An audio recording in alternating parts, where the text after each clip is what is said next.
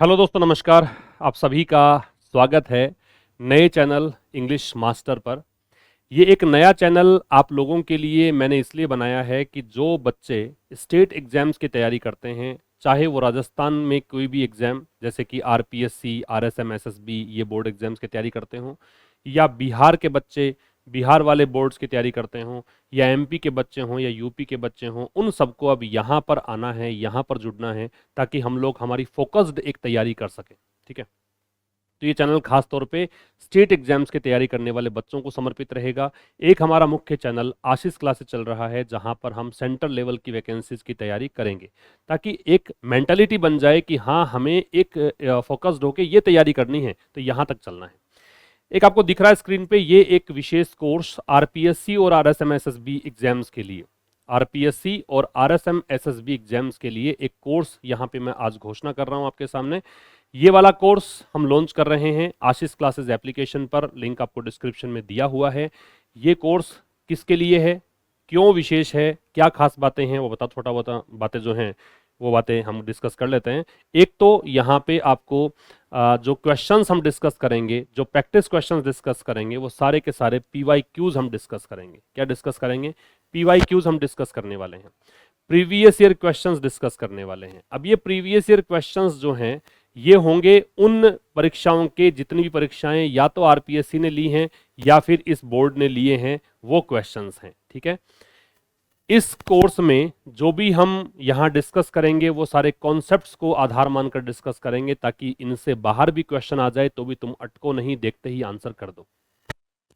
Validity इस course की 6 month रहेगी, ताकि आप सारे एग्जाम्स, चाहे वो आपके पटवारी का एग्जाम हो, चाहे वो आपके वीडियो का एग्जाम हो, या चतुर्थ श्रेणी कर्मचारी की परीक्षा हो, या आगे कोई और परीक्षा हो, या फर्स्ट ग्रेड फर्स्ट पेपर हो, है ना, कोई भी परीक्षाएं आगे भी आएंगी तो वो आप कवर कर पाएंगे।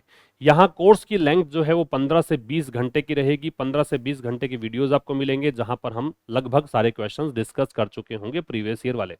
और आपको जो फीस यहाँ पे लेनी है, बड़ी ही मिनिमम मैंने शुल्क रखा है आपकी बार, बहुत ही कम फीस, 399 रुपए में आप ये कोर्स ज्वाइन कर सकते हैं। ठीक है, तो ये कोर्स का आपको लिंक जो है मैं डिस्क्रिप्शन में दे दूंगा, साथ में आपको इस एप्लीकेशन का लिंक, मतलब इस कोर्स से जाओगे तो इसी एप्लीकेशन पे आप चले जाओगे, आशीष क्लासेस एप्लीकेशन है, यहाँ से आपको इस कोर्स को एक्सेस करना है। ठीक है जी, चलिए अब इस सेशन में हम लोग, चूंकि पहली क्लास है और मैं चूंकि बता रहा हूँ कि राजस्थान के फिलहाल मैं शुरू कर रहा हूँ वीडियोस, तो पहली ही क्लास में हम डिस्कस कर रहे हैं आरएसएम एसएसबी बोर्ड या फिर आरपीएससी के द्वारा पूछे गए डिटर्मिनर्स जो हैं आपके, उनको हम डिस्कस करेंगे। तो ये नया चैनल है, थोड़ा सा सहयोग आप लोगों का अपेक्षित है। आप सभी से मैं ये आशा करता हूं कि आप लोग मैक्सिमम इस वीडियो को शेयर करेंगे, ताकि जो बच्चे तैयारी करना चाहते हैं विशेष रूप से स्टेट एग्जाम की, वो यहाँ पर आ जाएं। हम इंग्लिश ही चलाएंगे केवल, है ना, इंग्लिश का ही ये चैनल है, इसीलिए मैंने नाम भी इसका इंग्लिश मास्टर ही रखा है। आशीष क्लासेस चैनल पर भी इंग्लिश के ही वीडियोस आपको मिलते आए हैं, यहाँ पर भी इंग्लिश के वीडियोस ही मिलेंगे, लेकिन यहाँ स्टेट एग्जाम्स के मिलेंगे। अब से ये वीडियोस वहाँ नहीं मिलेंगे, और वहाँ पे वीडियोस जो हैं सारे के सारे सेंट्रल लेवल के एग्जाम्स के मिलेंगे। चलिए, कुछ क्वेश्चंस हैं यहाँ पे, इन क्वेश्चंस को हम सोल्व करते हैं। पहला क्वेश्चन आपको दे रखा है, Neil Armstrong was dash the first man to walk in the moon.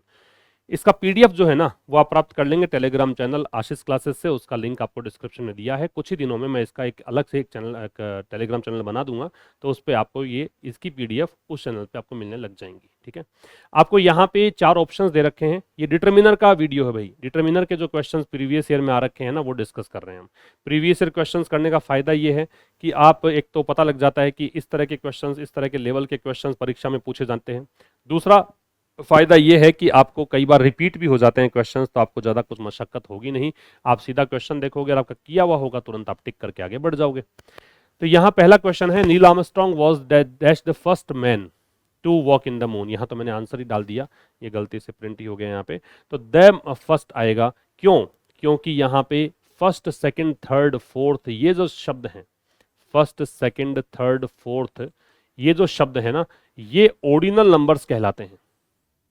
क्या कहलाते हैं? ऑर्डिनल्स। ऑर्डिनल्स क्यों कहते हैं? क्योंकि ऑर्डिनल का मतलब होता है ऑर्डर। ऑर्डिनल जो शब्द है इसका मतलब क्या होता है? ऑर्डर। और ऑर्डर का मतलब क्या होता है? सीक्वेंस। ऑर्डर का मतलब क्या होता है? सीक्वेंस, क्रम।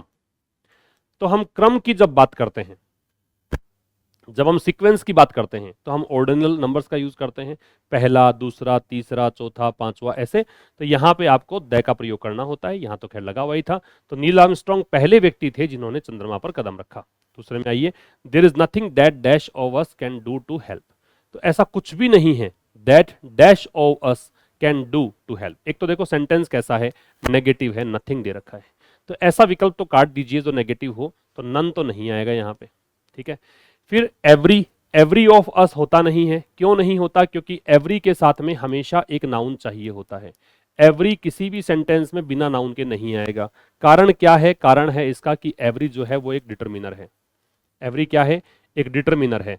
इसलिए याद रखें कि एवरी तभी लगेगा जब आगे क्या दे रखी होगी, आपको एक नाउन दे रखी होगी। तो यहाँ पे नाउन नहीं आगे, तो इसलिए एवरी वाला ऑप्शन यहाँ से हटा दीजिए। बचे एनी और हाफ। हाफ जो है, half of us, there is nothing, कि ऐसा कुछ भी नहीं है कि हम में से आधे कर सकते हो हेल्प, या फिर any of us can do to help, ऐसा कुछ नहीं है कि हम में से कोई भी हेल्प कर सके। तो नेगेटिव सेंटेंसेस में जनरली हम किसका प्रयोग करते हैं? एनी का प्रयोग करते हैं, ठीक है। आपका आंसर क्या आ जाएगा? एनी। नंबर 3 पढ़िए, students dash do not play games do not progress in life. तो स्टूडेंट्स, कौन से स्टूडेंट्स? जो स्टूडेंट्स गेम्स खेलते हैं, do not progress in life, वो, sorry, do not play games, जो गेम्स नहीं खेलते हैं वो जीवन में प्रोग्रेस नहीं करते हैं, ये इसका ट्रांसलेशन है। तो ऐसे विद्यार्थी जो गेम्स नहीं खेलते हैं जीवन में, वो प्रोग्रेस नहीं करते हैं। कौन से विद्यार्थी? तो ऐसे विद्यार्थी जो, यहाँ पे व्यक्तियों के लिए जो के लिए हम क्या लगाते हैं? हु। होम क्यों नहीं लगा सकते? क्योंकि होम पूछता है ऑब्जेक्ट। यहाँ पे ऑब्जेक्ट की रिक्वायरमेंट है नहीं, ये तो सब्जेक्ट ही है स्टूडेंट्स, इसी को रिलेट करना है, तो ये हटा दीजिए।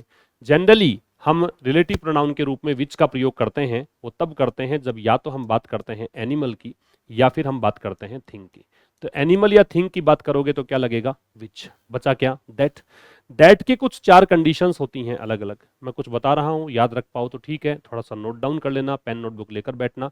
ये हैबिट तो डाल ही लो, जब भी चैनल पे आए, वीडियो देखें, पेन नोटबुक लेकर बैठो और चीज़ों को लिखते चलो, ठीक है। तो यहाँ पे क्या है? यहाँ पे दैट जो है वो तब आएगा जब या तो डिग्री सुपरलेटिव होगी। किसी सेंटेंस में अगर सुपरलेटिव डिग्री दे रखी हो तो हम क्या लगाते हैं? दैट लगाते हैं। दूसरा, दैट तब आएगा जब दो आपको प्रोनाउन एंड से जोड़ रखे हो, एक दे रखा हो व्यक्ति, एक दे रखा हो वस्तु या एनिमल, तब लगेगा दैट।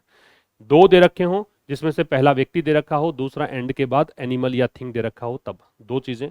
तीसरा, कोई इंटेरोगेटिव प्रोनाउन से स्टार्ट हो, कोई भी प्रश्नवाचक सर्वनाम है, जैसे आपको हु दे दिया, विच दे दिया, तो बीच में लगाना हो तो दैट लगाते हैं। या कुछ स्पेसिफिक वर्ड्स होते हैं, कुछ निश्चित शब्द होते हैं, जैसे कि आप नन ले लीजिए, है ना, सॉरी, नन नन छोड़ दीजिए, आप जैसे नथिंग ले लो, एवरीथिंग ले लो, समथिंग ले लो, दे ओनली ले लो, दे सेम ले लो, तो ये वाले शब्द हैं, तब भी आपको दैट लगाना होता है। तो ये से 4 कंडीशंस होती हैं स्पेसिफिक, तब दैट लगाते हैं। ऐसी कोई कंडीशन नहीं है, व्यक्ति की बात कर रहा है तो हु आ जाएगा। तो वो विद्यार्थी जो कि गेम्स नहीं खेलते हैं वो जीवन में प्रोग्रेस नहीं करते हैं। अगला, a dash would floats on water. देखो, डैश वुड, ए नहीं है, ये तो 4 नंबर है। Dash would floats on water, A, the, most या नो डिटरमिनर। यहाँ पे नो डिटरमिनर सही ऑप्शन होगा, क्योंकि वुड जो है वो मटीरियल नाउन में जाता है, ठीक है। लकड़ी, ये द्रव्यवाचक संज्ञा का हिस्सा है, मटेरियल नाउन का हिस्सा है, इसलिए आप यहाँ पे कोई भी आर्टिकल प्लेस नहीं करेंगे जनरली। अगर स्पेसिफिक यूज होता, अगर विशेष हम बात करते, तो यहाँ पे हम वुड से पहले द भी लगा सकते थे, ठीक है, लेकिन ये स्पेसिफिक है नहीं, ये तो कोई भी वुड की बात कर रहा है। तो वुड जो है पानी पर तैरती है, ये कह रहा है, तो मटीरियल नाउन है, इसलिए आर्टिकल नहीं आएगा। Copper is dash useful metal. अब कॉपर जो है वो metal, metal singular countable noun है, एक वचन संज्ञा है, गिनने योग्य है। मेटल को हम गिन सकते हैं, एक वचन है, क्योंकि मेटल का मेटल्स बनता है। ये यहाँ पे मेटल्स है नहीं, तो सिंगुलर मानिए, तो ए लगेगा इसमें। क्या लगेगा? ए। तो copper is a useful metal, ये आपका आंसर आएगा। कॉपर एक उपयोगी मेटल है, धातु है। नेक्स्ट चाहिए। नेक्स्ट सेंटेंस कह रहा है, I have lost dash toys I had. I have lost dash toys I had. मैंने खिलौने खो दिए हैं जो मेरे पास थे। कौन से खिलौने? जो मेरे पास थे। तो यहाँ पे खिलौनों का वर्णन दे रखा है, ध्यान से समझिएगा।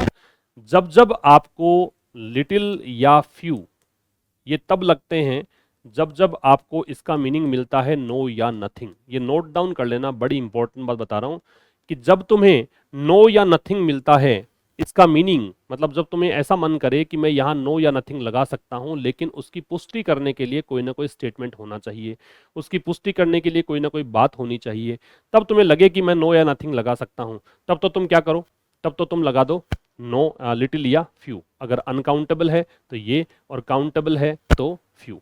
अगर तुम्हें यहाँ पे पुष्टि करने के लिए कुछ नहीं है, नो तुम लगा नहीं सकते हो, तो फिर मैं बताता हूँ कि अगर डिस्क्राइब कर सकते हो कोई चीज को, अगर किसी चीज का डिस्क्रिप्शन दे रखा है, कोई इंफॉर्मेशन दे रखी है, तब तुम लगाया करो द लिटिल या द फ्यू। बात वही है कि अनकाउंटेबल होगा तो लिटिल की तरफ जाना, काउंटेबल हो तो फ्यू की तरफ जाना, और ये जब दोनों ही नहीं लगे तो जाना अ फ्यू अ लिटिल की तरफ। तो यहाँ पे देखो टॉयज कौन से है जो मेरे पास थे, टॉयज कैसा नाउन है, काउंटेबल है ना, काउंटेबल तो टॉयज बना रखा है, तो आप ऐसा यहाँ पे विकल्प चुनो जिसके अंदर आपको काउंटेबल नाउन जो है वो विकल्प सपोर्ट करता हो।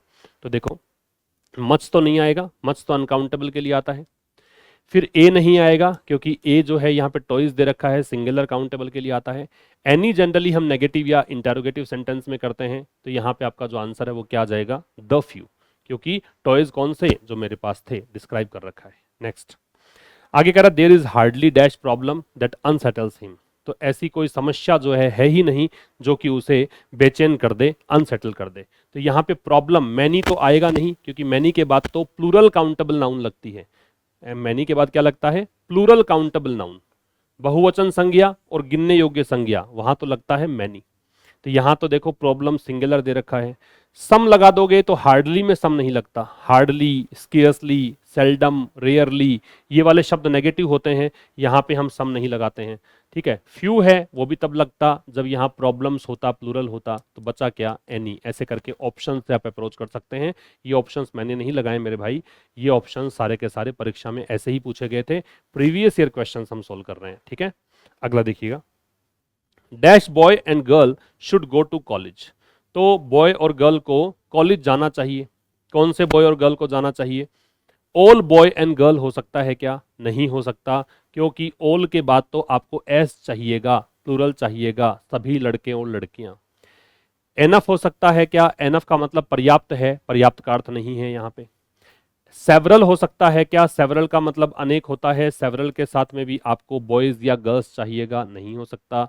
आंसर क्या आ जाएगा, एवरी बॉय एंड गर्ल। क्यों आ जाएगा, क्योंकि एवरी बॉय एंड गर्ल में एवरी जो है वो एक तो सिंगुलर नाउन लेता है, दूसरा एवरी का मीनिंग ऑल होता है, सभी का मीनिंग देता है, लेकिन आपके आगे नाउन सिंगुलर आती है, तो यहाँ पे आपका आंसर आ जाएगा ऑल, सारे लड़के लड़कियों को, सॉरी एवरी, कि सभी या प्रत्येक लड़के लड़की को कॉलेज जाना चाहिए।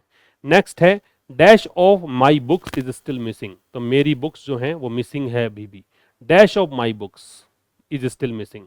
तो देखो फ्यू आ सकता है क्या, फ्यू तो नेगेटिव में आता है, नो के लिए आता है, जबकि यहाँ पे तो स्टिल दे रखा है, स्टिल जनरली अफर्मेटिव सेंटेंस में आता है, इसका मतलब है इवन नाउ। इसको हिंदी में आप कहिए अभी भी। ठीक है, इसको हिंदी में क्या कहेंगे, अभी भी। तो कह रहा है dash of my books is still missing, अभी भी मेरी बुक्स जो हैं वो भी गायब हैं, ये कहना चाह रहा है। None of my books is still missing, one of my books is still missing, many of my books is still missing. तो एक तो आपको फ्यू नहीं लगाना है, नेगेटिव हो गया, एक ये नेगेटिव हो गया नन, है ना, स्टिल तो जनरली पॉजिटिव में आता है, अभी भी गायब है मतलब पॉजिटिविटी बता रहा है, ये भी नहीं आएगा। मैनी तब लगता जब यहाँ पे आर आता है ना, जबकि बुक्स है आर आता, प्लूरल वर्ब आती है, तो इसलिए वन आ जाएगा, क्योंकि वन को देखकर यहाँ पे क्रिया है वो सिंगुलर आ जाएगी, इज। ठीक है, अगला क्वेश्चन है वन मस्ट ट्राई, किसी भी व्यक्ति को कोशिश करनी चाहिए, dash best to achieve success, success प्राप्त करने के लिए अपना सर्वश्रेष्ठ प्रयास करना चाहिए। याद रखो, ये मैंने आपको जब गोल्डन रूल सिखाए थे ना उस चैनल पे, आशीष क्लासेस पे, तो मैंने बताया है वहां पे कि वन से जब तुम सेंटेंस स्टार्ट करते हो तो वन का सब्जेक्ट खुद वन होता है, वन का ऑब्जेक्ट है वो वन होता है, वन का पजेसिव है वो वंज होता है, और वन का रिफ्लेक्सिव है वो वन सेल्फ होता है। तो वन इस प्रकार से काम करता है, वन वन वंज वन सेल्फ। तो यहाँ पे क्या आपका आंसर आना चाहिए, यहाँ पे आंसर आना चाहिए वंज। क्यों आना चाहिए, क्योंकि यहाँ पे वन की ही आवश्यकता है, वन के अकॉर्डिंग ही आएगा। तो देयर तो आएगा तब जब दे होता, एवरी वंज तब आता जब एवरी वन होता है ना, वंज आ जाएगा, समवंज नहीं आएगा। ठीक ठीक है। ये तो एवरीवन और समवन्स वैसे भी नहीं होते, तो एवरीवन इज है, ये समवन इज है, ठीक है। ये तो इसका पजेसिव है ही नहीं, पजेसिव तो इनका हिज होता है, तो वैसे ही नहीं आएंगे, इसलिए आपका जो आंसर है क्या आ जाएगा, वंश। तो ये था आज के इस सेशन में, एक छोटा सा सेशन था, लेकिन मुझे लगता है फ्रूटफुल सेशन है। और आपको अगला सेशन जो मिलेगा, इससे आगे के क्वेश्चन डिटरमिनर वाले मैं सोल्व करवाऊंगा आपको। जल्द ही हम बहुत अच्छे, बहुत उपयोगी और बहुत लेंथी वीडियोस आपको यहाँ प्रोवाइड करवाऊंगा मैं आप लोगों को। लेकिन एक काम करना है, मैक्सिमम शेयर करना, बच्चों तक पहुंचाना, अपने साथियों तक पहुंचाना, ताकि इंग्लिश सही तरीके से वो तैयार कर सकें इस प्लेटफॉर्म पर आकर। Okay, thank you very much for your kind support and love in advance. ठीक है, और पढ़ते रहिए, सीखते रहिए, जुड़े रहिए, हर दिन वीडियो देखिएगा। जब जब मैं वीडियो अपलोड करूं तो देखना ज़रूर है, इसलिए आपको बेल आइकन क्लिक करना पड़ेगा सब्सक्राइब करने के बाद, ताकि नोटिफिकेशन आपको मिल जाए। ओके, थैंक्स अ लॉट, मिलते हैं नेक्स्ट वीडियो में, नमस्कार।